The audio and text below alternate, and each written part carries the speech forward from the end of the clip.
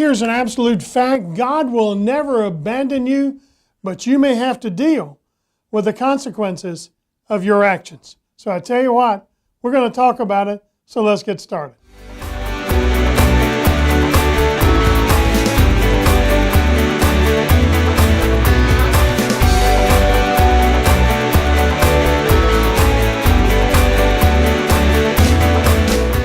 Child of God, welcome to the Rich Sauce webcast brought to you by the Debt Free Army. I said at the top of the show that God will never abandon you, but you may have to deal with the consequences of your actions. Now let me give you two scriptures for that. First, Hebrews 13:5, and the Amplified Bible says, "For he, God, has said, I will not in any way fail you, nor give you up, nor leave you without support. I will not in any degree leave you helpless, nor forsake you, nor let you down, or relax my hold on you, assuredly not." And in the King James, the New Living Translation, it says, "I will never fail you, I will never abandon you." But you need to know that while he never will, that associating with evil people can dramatically alter the course of your life. Evil relationships precipitate bad judgments. Did you get that? Evil relationships precipitate bad judgments. 2 Chronicles chapter 18, we're given 7 clear examples of how King Jehoshaphat ignored his most important relationship, alliance, partnership with God, and the trouble that it caused him. So let's talk about the 7 bad decisions that you can avoid right now. Number 1, being unequally yoked. Being unequally yoked. Jehoshaphat made a huge mistake. 2 Chronicles 18:1 in the New Living Translation. Jehoshaphat enjoyed great riches and high esteem, and he made alliance with Ahab of Israel by having his son marry Ahab's daughter. Let me just tell you this. If you have let me just say it this way. If a righteous man marries a sinful woman, then they're going to have Rosemary's Baby. Forgive me, I couldn't resist doing that. But mixing righteousness with sin does not work, and it does not make sin righteous. It does not. 2 Corinthians chapter 6, verse 14. "Be ye not unequally yoked together with unbelievers, for what fellowship hath righteousness with unrighteousness, and what communion hath light with darkness?" And Strong's Concordance, the phrase unequally yoked together means to come under unequal or different yoke, to be unequally yoked, to have fellowship with one who is not equal. Unbelievers are definitely not equal to believers. Let me say that again. Unbelievers are definitely not equal to believers. 1 Corinthians chapter 2, verse 12 through 14 in the New Living Translation. "And we have received God's Spirit, not the world's spirit, so we can know the wonderful things that God has freely given us. When we tell these things, we do not use words that come from human wisdom. Instead, we speak words given us by the Spirit, using the Spirit's words to explain spiritual truths." Now pay attention to this. But people who aren't spiritual can't receive truths from God's Spirit. It all sounds foolish to them, and they can't understand it, for only those who are spiritual can understand what the Spirit means. How frustrating is it to be speaking a language that nobody else understands? If you've ever had that experience of somebody speaking a language you didn't understand, then you know how frustrating that can be. You just cannot be unequally yoked. Now, according to dictionary.com, yoke means a crossbar with 2 U-shaped pieces that encircle the necks of a pair of oxen or other draft animals working together. Yoke is also defined as the condition of being subjugated by, as if by a conqueror, subjugation or bondage. In other words, if you marry, if you get into a business relationship, any kind of alliance with somebody who's not a believer, then you simply are dealing with somebody who not only doesn't have the same mindset as you, but you in fact are being unequally yoked, putting yourself in bondage to them.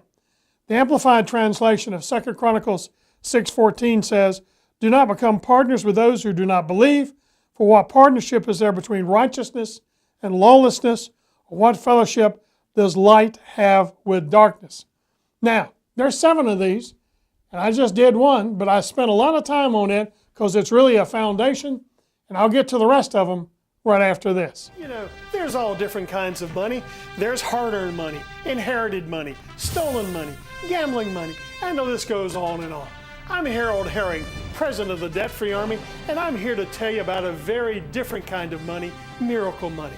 I've discovered that God's miracle money is available not just to a select few, but to those who know how to reach out and receive it. I want to send you a free copy of a book that I helped develop and publish entitled Miracle Money. God told me to put this book into the lives of those who had the faith to pick up the phone and call 1-800-DEBT-FREE. If you're suffering economic hardship, if it seems you just can't make ends meet financially, then this may be the most important phone call you'll ever make. The book is free. The call is free. So why not pick up the phone right now and call 1-800-DEBT-FREE. Learn about the miracle money God's holding for you. Call 1-800-DEBT-FREE. Number 2, we're talking about 7 bad decisions you should avoid. Number 2, forming an unholy alliance without asking God first. 2 Chronicles 18:3 in the Amplified Bible. Ahab, king of Israel, said to Jehoshaphat, king of Judah, "Will you go with me?" He answered, "I am as you are, and my people as your people. We will be with you in war." Now, God, listen, hear me. Write this down. God will never bless what He doesn't approve. God will never bless what He doesn't approve. Jehoshaphat agreed to an unholy alliance and then suggested they ask God for His approval. 2 Chronicles 18:4 in the Amplified. Jehoshaphat said to the king of Israel, "Inquire first, I pray you, for the word of the Lord today." You know, there's some people in the world who say, well, you know, just go ahead and do it, and because it's easier to do it and then ask for forgiveness than to ask, be told no, and that means you can't do it. That's the world's logic. It's not scriptural logic. I want to tell you, if you're in a foxhole waging war with an enemy, you always want to know who's in there with you. Is it someone that you can depend on, someone that you can trust? Number 3, a poor self-image will cause you to underestimate yourself and overestimate someone else. And it's obvious to me in reading these scriptures that Jehoshaphat at this point in his life did not have a good self-image. Even though he knew right from wrong, he still aligned himself with an evil king, especially when he said, "I am as you are." Now, 2 Chronicles 18:3 in the Amplified, he answered, "I am as you are, and my people as your people. We will be with you in war." Not saying, listen to me, hear this, not seeing yourself the way God sees you is going to do nothing but lead to trouble. It will cause you to doubt your self-worth and put you in a bad relationship. And that's also true. Let me just say this. This is true with a lot of women who come from abused backgrounds. They'll make bad choices in relationships because of a lack of self-worth, and you just have to be careful about that. Number 4, find an expert witness for the defense. 2 Chronicles 18:5. So here we have Ahab, the king of Israel, is asking 400 prophets in verse 18:5 if they agree with him, if he's doing the right thing, if he should go to battle. And they'll say, "Yes, king." But he was asking the wrong people. He was asking somebody who was going to agree with him. And Jehoshaphat said, "Well, why don't we ask one of God's, one of the men of the Lord we could ask." See, Ahab didn't want to do that because he knew the answer would be no. And he didn't want to do it. It's kind of like on TV. You see where they have these expert witnesses for the defense. Now, they're paid to give the answer that the defense attorney wants to give them. Wants them to give, or the prosecution. But that's not what God wants. Number 5, compromise procedures, but never principle. You can compromise procedures, but never principle. A lack of personal, moral, and spiritual commitment will cause you to compromise, to fall for the enemy. If you want to have if you want to live a joyful life, then all you got to do is compromise with evil. Psalm 119, verse 3 and 4 in the New Living Translation. Joyful are those who obey His laws and search for Him with all their hearts. They do not compromise with evil, and they walk only in those paths. Number 6, evil or stupid, either way is dangerous. Number 6, being evil or stupid, decision you need to avoid Because either way is dangerous, because you open yourself up to all kinds of sins. Now listen to this. In 2 Chronicles 18, 28 and 29, New Living Translation, Ahab talks Jehoshaphat into going into battle, and he says, listen, as we go into battle, I will disguise myself so no one will recognize me, but you wear the royal robes. So the king of Israel disguised himself and went into battle. Now, I want to tell you, in my mind, Jehoshaphat has to be dumber than he has to be a hamburger short of a Happy Meal.